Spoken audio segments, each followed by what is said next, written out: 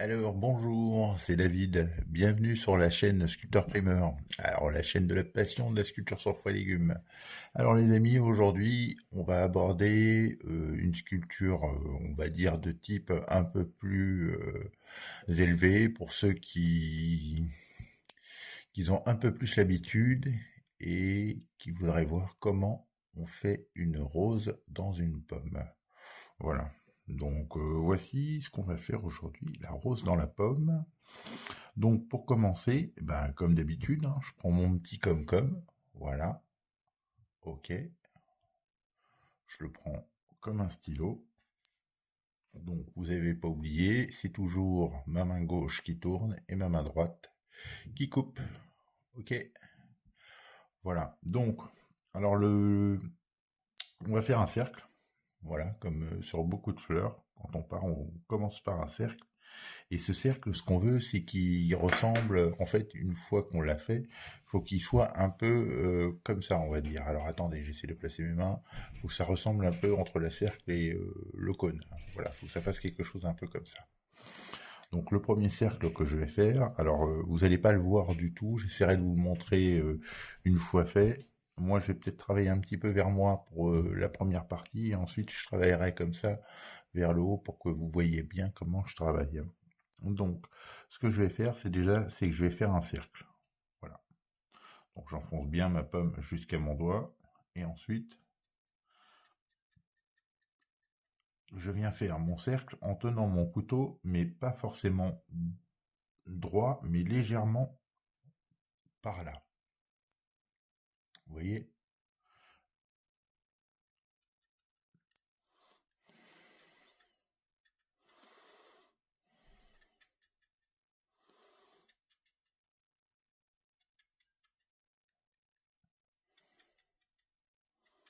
Alors, surtout à ce niveau-là, bien garder sa main comme ça, hein.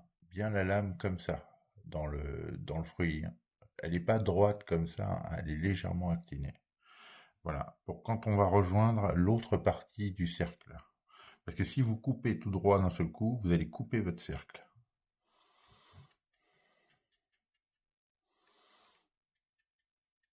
Donc, vous voyez bien, c'est ma main gauche qui tourne et ma main droite qui coupe. Alors là, j'ai légèrement foiré mon cercle, mais c'est pas grave. Vous allez voir, on va reprendre ce cercle maintenant sur l'intérieur, comme ceci.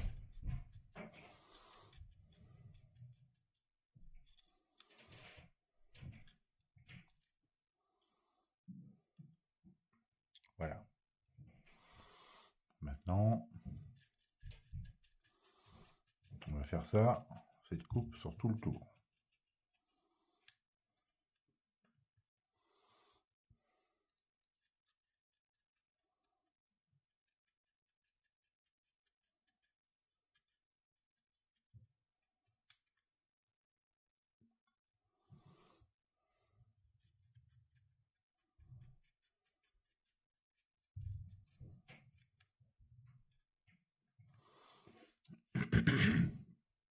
Donc, une fois qu'on en est là, on va rectifier un petit peu la bordure tout le tour parce qu'on voit bien qu'elle n'est pas bien comme on veut, elle n'est pas bien ronde. Donc, on va en profiter aussi s'il faut pour réduire la profondeur, pour augmenter la profondeur.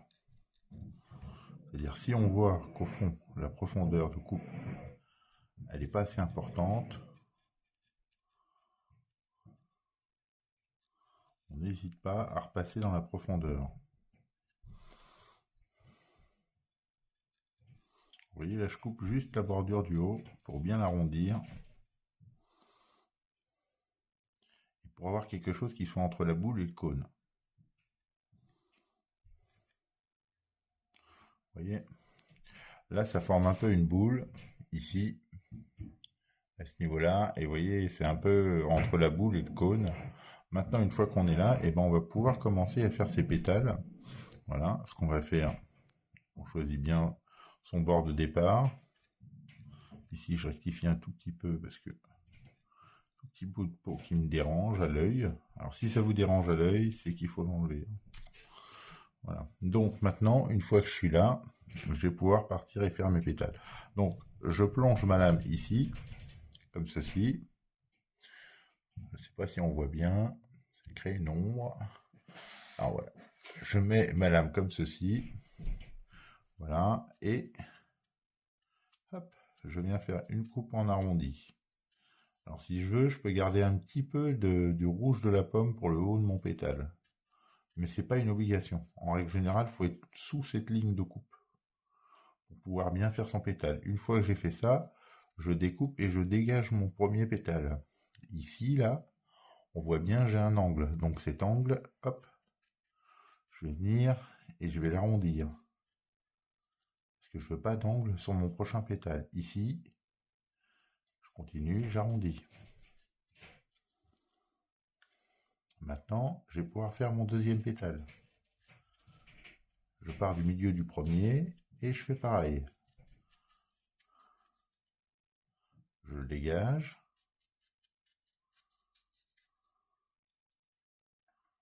Et j'ai mon deuxième pétale qui est juste ici. Là, ici, je casse mon angle. J'arrondis. Et je reviens faire un troisième pétale. Je pars du milieu de celui que je viens de faire. Et je tire comme ceci.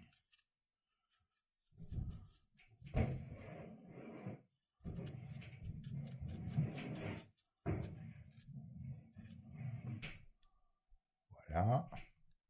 Bon, je continue comme ça sur tout le tour. Je casse mon angle. J'arrondis. Et je viens faire mon quatrième pétale. 1, 2, 3, 4.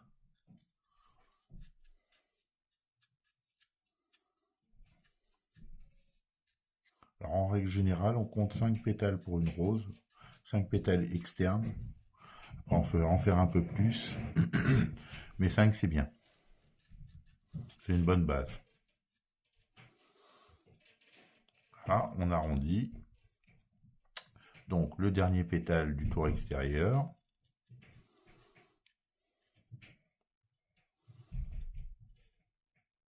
Voilà. Maintenant, toujours pareil, je fais mon pétale.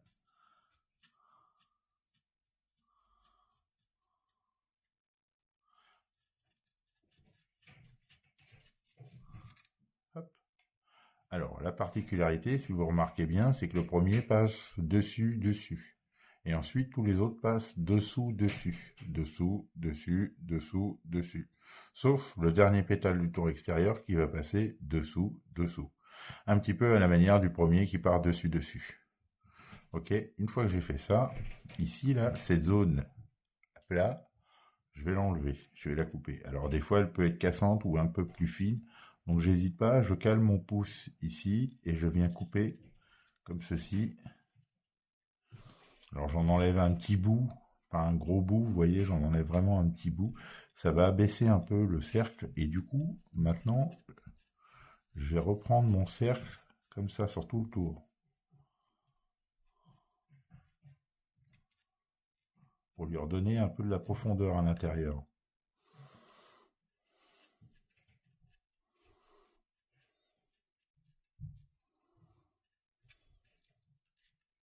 Ça va aussi aérer les pétales qui sont à l'extérieur.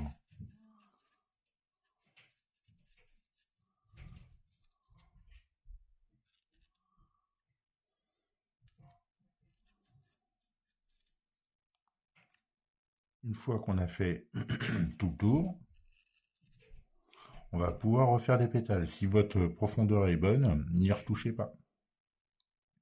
Voilà, donc je repars de mon dernier pétale. Hop. On a un petit bout qui nous gêne, voilà. Je repars de mon dernier pétale ici, dessous, qui est mon dernier pétale du tour extérieur. Et je viens faire mon premier pétale du tour intérieur. Je pars du milieu et je vais jusqu'au milieu de l'autre. Hop. Je vide pareil. J'arrondis.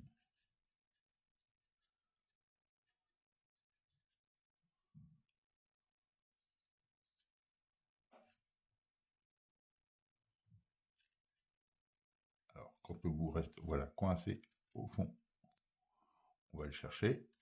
Voilà. Une fois que j'ai arrondi, bah, toujours pareil, je refais un autre pétale.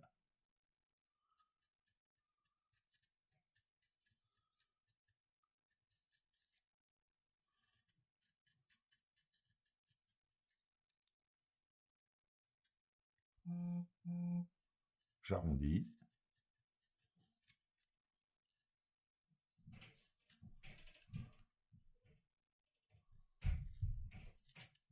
J'hésite pas à retirer des petits bouts s'il en reste, comme je fais là.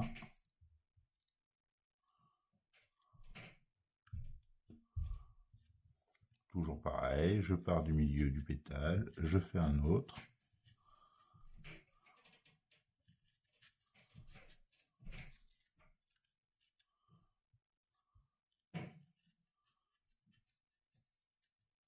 J'arrondis.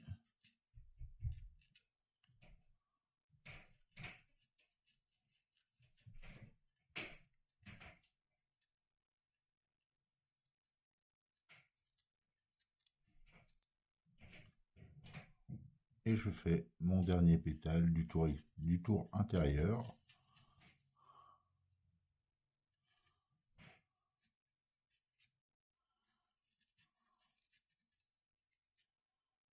Voilà. Maintenant, ici, au milieu, là, le cône de matière qui me reste, ben, je vais le réarrondir une dernière fois.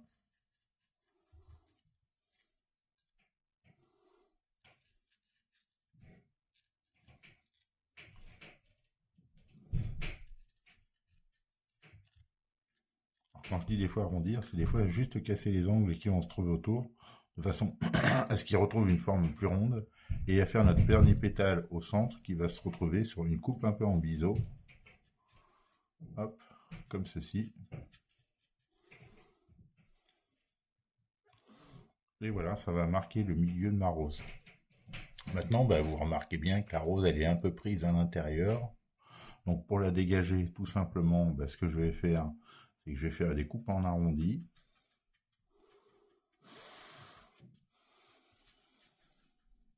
Alors soit je crée un autre... Alors ici, il y avait un défaut de coupe que je vais donner, qui nous permet de l'enlever. Voilà, alors il va rester plus ou moins là, mais c'est pas grave. Voilà, maintenant, bah, soit je fais des pétales ou des feuilles. Alors là, on va faire 3 feuilles ou 4 feuilles. Déjà, dans un premier temps, ça va permettre de la dégager et ça va vous permettre de travailler cet exercice.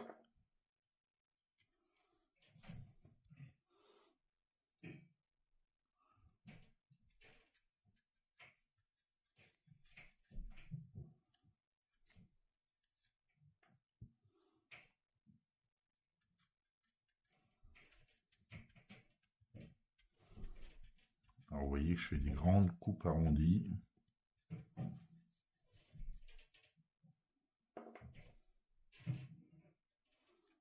Vous voyez retoucher un peu la coupe comme ça, c'est pour réélargir un petit peu la profondeur. Voilà, alors ici, bah, pour faire les feuilles ou pour faire la forme de feuille, on va reprendre un petit peu le côté. Ça va abaisser un peu la ligne de rouge. Ça va agrandir mon pétale ou ma feuille. Voilà.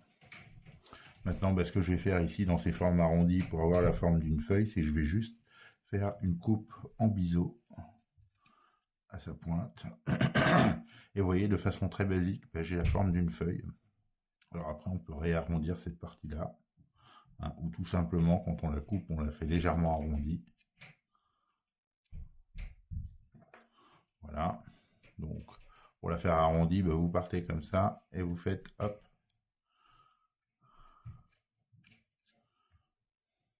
Ouais, très simple. Je pars à la bordure et je fais comme ça. Je redescends. Je prends légèrement la bordure et je redescends dans la coupe.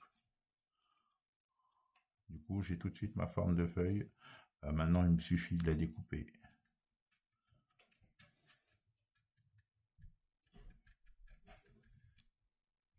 comme ceci.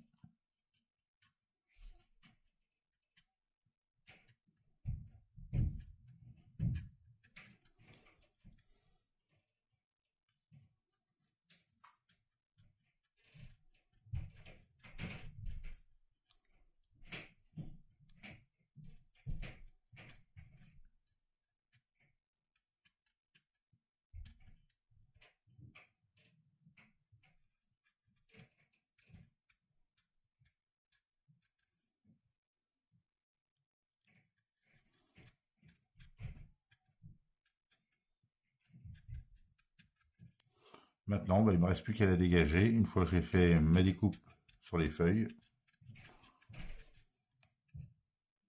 Alors quand elle vient pas comme ça ici, là, c'est parce qu'on n'a pas été assez au milieu, là, ici, là, en profondeur. D'accord? C'est sur cette partie-là. Quand ma lame passe, elle fait comme ça, vous voyez, et là, elle y va pas au fond. Donc du coup, je coupe comme ça. Mais après, quand je reviens et que je fais ma coupe comme ça, vous voyez faire comme ça, ce qui emmène ma lame vraiment au fond, là. Vous voyez, une première coupe un peu comme ça, et la deuxième, là, quand je finis, je viens contre à plat.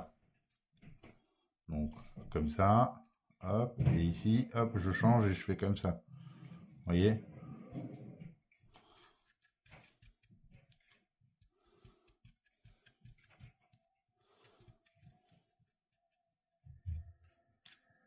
Voilà, après, ben, il me suffit de rectifier un peu ici la bordure qui va se trouver un petit peu plus haute.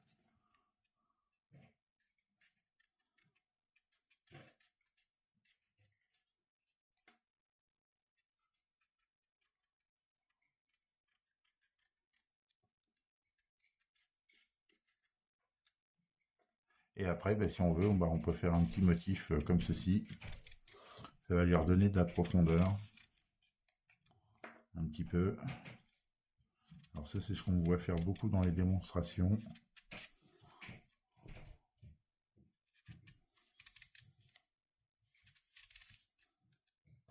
Et voilà.